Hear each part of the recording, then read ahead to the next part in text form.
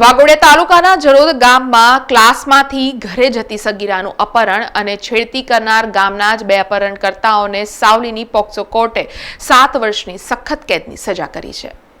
વાઘોડિયા તાલુકાના જરોદ ગામમાં રહેતી સગીરા ક્લાસમાંથી ઘરે જતી હતી ત્યારે ગામના જ જયકુમાર ઉર્ફે સોમાભાઈ હસમુખભાઈ ભોઈ તથા પ્રિયેશ ઉર્ફે પિન્ટુ વિરેન્દ્રસિંહ ચૌહાણે સગીરાનું કારમાં અપહરણ કર્યું હતું અને પોતાનો બદઇરાદો પૂરો કરવા સગીરાને એક ફાર્મમાં લઈ ગયા હતા, પણ સગીરાના કાકાના દીકરા તેમજ તેના મિત્રોએ કારનો પીછો કરી સગીરાને છોડાવી હતી। જે બનાવ અંગે સગીરાએ જરોદ પોલીસ મથકમાં ફરિયાદ નોંધાવી હતી, જે ફરિયાદના આધારે પોલીસે બંનેની ધરપકડ કરી અદાલતમાં આદેશથી જેલમાં મોકલી આપ્યા છે। આ કેસ સાવલીની સ્પેશિયલ પોક્સો કોર્ટમાં ચાલી ગયો હતો, જેમાં સરકારી વકીલ સીજી પટેલની ધારદાર દલીલોને ગ્રાહ્ય રાખી કોર્ટે બંનેને 7 વર્ષની સખત કેદની સજા અને દંડ ફટકાર્યો છે।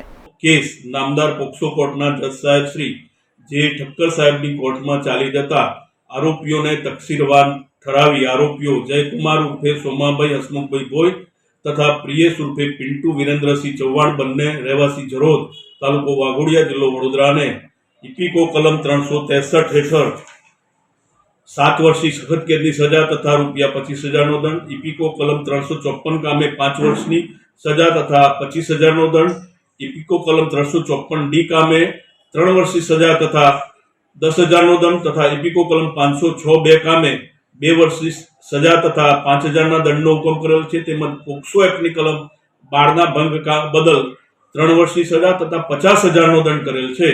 વિક્ટિમ કોમ્પન્સેશન સ્કીમ હેઠળ ભોગ બનનાર પીડિતાને ₹1 લાખનું વળતર ચૂકવવા ડિસ્ટ્રિક્ટ લીગલ સર્વિસ ઓથોરિટીને નામદાર કોર્ટ દ્વારા ભલામણ કરેલ છે। તેમજ આરોપીઓ જે દંડની રકમ ભરે તે રકમ પીડિતાને ચૂકવવા હુકમ કરેલ છે। આરોપીઓ જો દંડની રકમ ન ભરે તો વધુ 1 વર્ષની સજા ભોગવવાનો નામદાર કોર્ટે હુકમ કરેલ છે। સમાચારોના સતત અપડેટ માટે TNN ન્યૂઝને YouTube પર સબસ્ક્રાઇબ કરી બેલ આઇકોન પ્રેસ કરો અને અમારી સાથે જોડાયેલા રહો Facebook, Instagram અને Twitter ઉપર।